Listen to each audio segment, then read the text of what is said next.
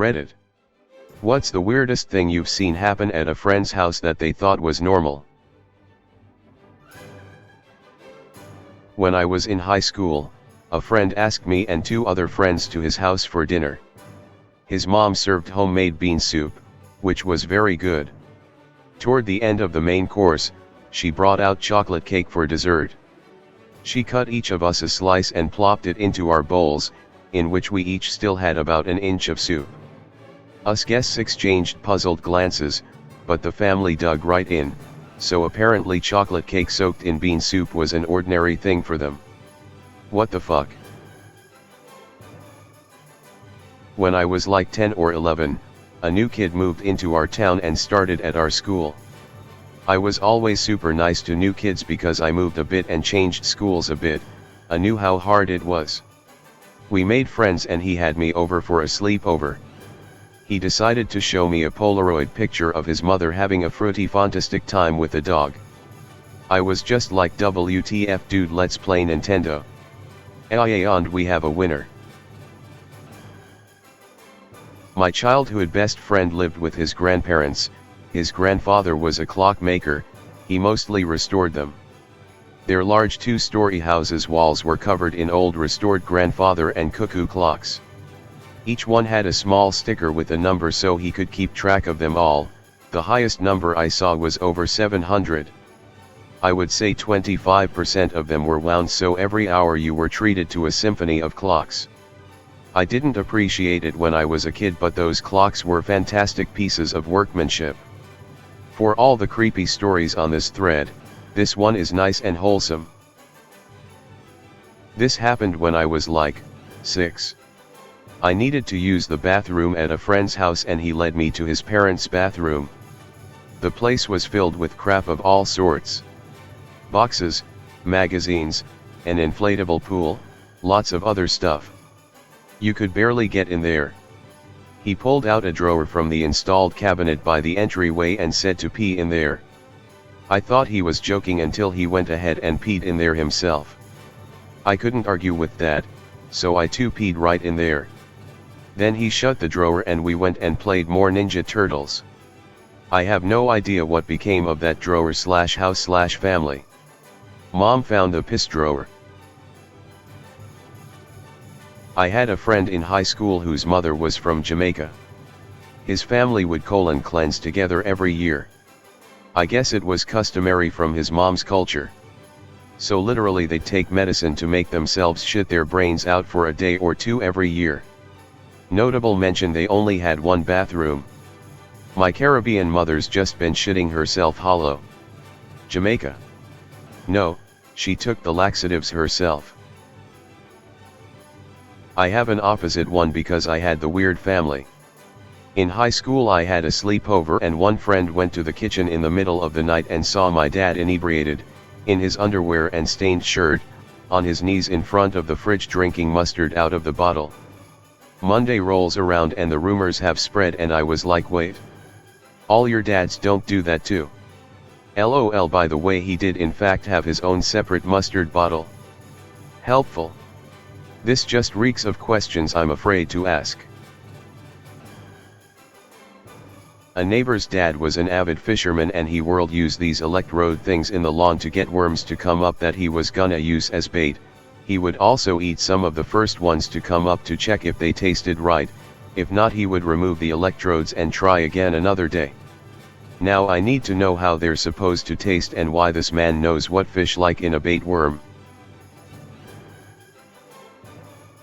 When I was 9 or 10 I stayed at this friend's house for the first time. So we were sitting at the kitchen table eating noodles and his mum said something, to which he screamed back at her, "Get fucked, Sharon." She didn't even bat an eyelid, didn't even care.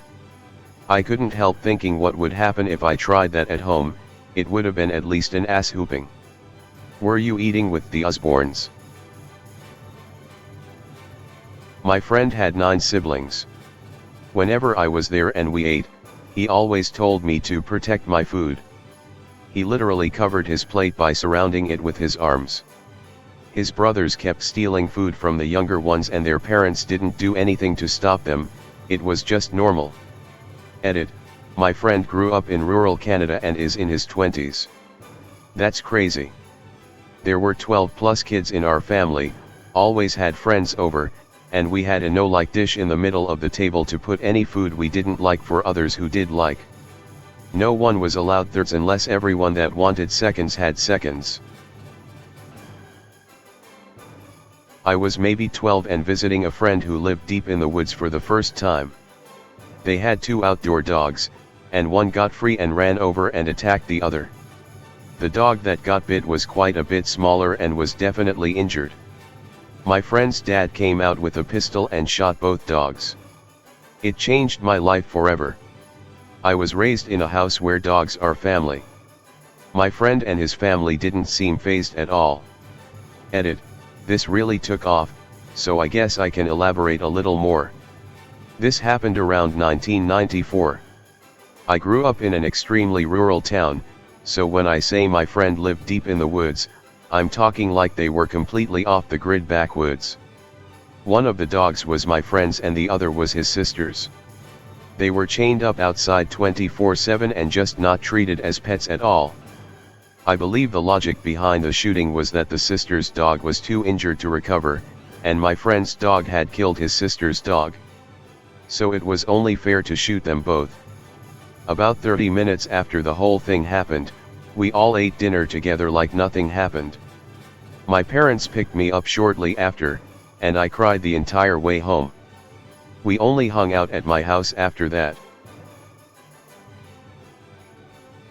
Went to my friend's house after a high school exam. Walked in and his dad and stepdad were playing sorry while smoking cigars, and his mom was making out with some random dude on the couch. She gave us $20 and told us to go get a couple large pizzas and come back. I don't know what was weirder, that my friend was like, "It's not even my dad's week with me," all incredulous, or when we got back that his dad and make-out dude was gone, table all set for pizza, and his stepdad and mom acted like it was just a normal Wednesday. One of the first times I met my husband's family, I was over at their house and husband gestured for me to sit down and be comfortable. Their house was really very cluttered. Not quite hoarder cluttered, but close. They had a couple of couches facing each other and then some other chairs. Not knowing the rules, I sat on one of the couches, which had a lot of stuffed teddy bears on it. OMG, you would think I had sat down on live bears. There were probably 20 to 30 small, medium stuffed bears on this couch. Husband's mother and twin brother both visibly reacted as if I had damaged the bears. Not antique bears either. That was when I was told that the couch was for the bears, and only for the bears, and that no one was allowed to sit on the bears' couch. Just the bears. The bears all had little beaded necklaces with their names on them to tell them apart because they were all the same brand and style. And you married him after the bear seating snafu? Went to friend's house as a kid. Sitting at the dining table for lunch. House phone rings. Everyone falls to the floor around me, including the mum and dad. I'm the only one left sitting there. The dad informs me that I now must answer the phone. Hello. Johnson's house. I hold the phone out to the dad. It's for you. Everyone laughs. I am so uncomfortable. The next time that phone rang, I was the fastest to the floor, I can tell you that. Such a fun-loving family. Loved going around there. This is the weirdest version of not it I've ever heard of. I'll be the weird family, although this doesn't quite fit the normal since no one thought it was normal. I was about 12 or 13 and I had a huge zit on my ass that was incredibly painful, and it was deep under the skin. I couldn't pop it no matter what, and in my extreme pain sitting down I asked my dad to pop it. He said alright, and I took down my pants and bent over. My dad then put on gloves to pop the zit. Anyway, in the middle of all this, my sister's friend, girl, at 10 or 11 walks in on us at full speed as we were behind a wall that connects the hall sector to the living room, so she was real close. She gasps and walks out of the room. Yeah, there we go.